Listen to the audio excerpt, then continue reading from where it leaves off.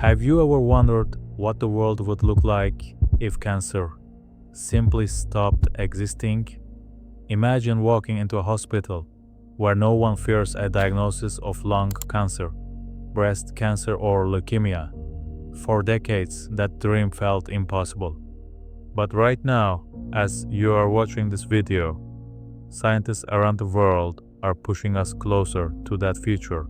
Cancer has always been one of humanity's greatest challenges. It's not just one disease. It's over 200 different types, each with unique mutations and behaviors. That's why finding the cure has been so difficult. But here's the good news. In the last few years, cancer research has entered a new era. We're no longer just treating symptoms. We're targeting cancer at its very roots, its DNA, its mutations, and even the way our immune system interacts with it. Let's start with one of the most exciting breakthroughs: immunotherapy. For decades, chemotherapy and radiation were like carpet bombing, effective but damaging everything in their path. Immunotherapy, on the other hand, is more like giving your body a special ops team. One striking example is CAR T-cell therapy.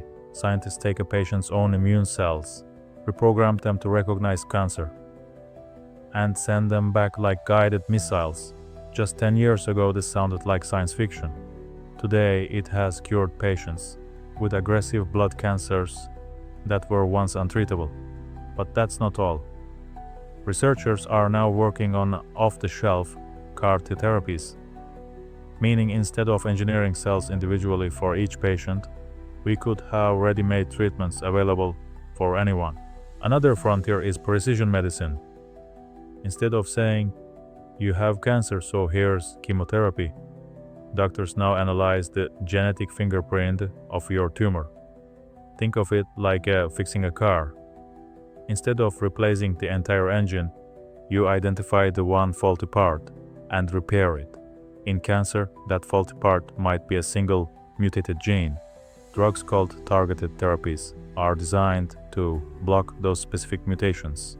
For instance, KRAS mutations were once considered undruggable. They are found in lung and colon cancers and are notoriously tough to treat. But in 2021, the first KRAS targeting drug was approved, giving hope to thousands of patients. Now, let's talk about the role of technology. The human genome has 3 billion letters. Analyzing all that data by hand? Impossible. But with AI, researchers can now scan massive datasets and discover patterns no human eye could catch. AI is being used to predict how tumors will evolve, identify which drugs might work best for each patient, even design brand new molecules for treatment. One recent study showed that AI could predict cancer recurrence years in advance, just by analyzing pathology images. Imagine being able to intervene before the cancer even comes back. Do you remember the COVID-19 vaccines? The mRNA technology behind them was developed long before the pandemic for cancer. And now, it's coming full circle. Companies are running trials on personalized cancer vaccines made from a patient's tumor profile. The idea is to teach the immune system to recognize and attack cancer cells, just like it attacks viruses. Early results are promising, especially in melanoma. If successful, cancer vaccines could become part of routine treatment within the next decade. But what if we didn't just treat cancer? What if we caught it before it even began to spread? This is where liquid biopsies come in. Instead of invasive surgeries, doctors can now detect fragments of tumor DNA floating in the blood. Think of it as a blood test for cancer. Several companies are racing to make this mainstream. Imagine going for your annual checkup, getting a simple blood draw, and walking away knowing whether you have early signs of cancer. The earlier we catch it, the higher the survival rate.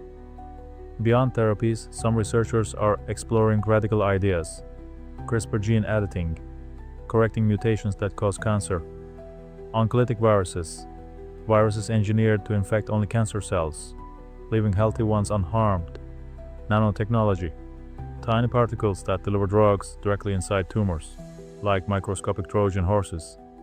These aren't science fiction. They are already in clinical trials. But let's pause for a moment. Behind every breakthrough, there are patients, families, stories of hope and struggle. I want you to imagine a little girl with leukemia who, thanks to CAR T therapy, now has a chance to grow up, go to school, and live a full life. Or a grandfather whose lung cancer was caught early by a blood test, giving him precious extra years with his grandchildren.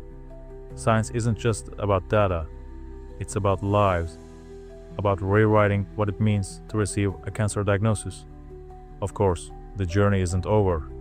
These treatments are often extremely expensive. Some cancers, like pancreatic cancer, remain stubbornly resistant, and access is unequal. Patients in wealthy countries benefit first, while many around the world still lack basic care. So the challenge isn't just scientific, it's also social, political, and ethical. So, where does this leave us? For centuries, cancer has been a word that brings fear. But today, more than ever before, it's also a word that brings hope. The future of cancer research is not about a single magic cure. It's about a toolbox of powerful strategies: immunotherapy, vaccines, AI, early detection, all working together. And maybe one day, when someone asks, "What happened to cancer?" the answer will simply be, "It became history." So let me leave you with a question. If science can transform something as terrifying as cancer into a manageable condition, what other impossibilities in our world might soon become possible?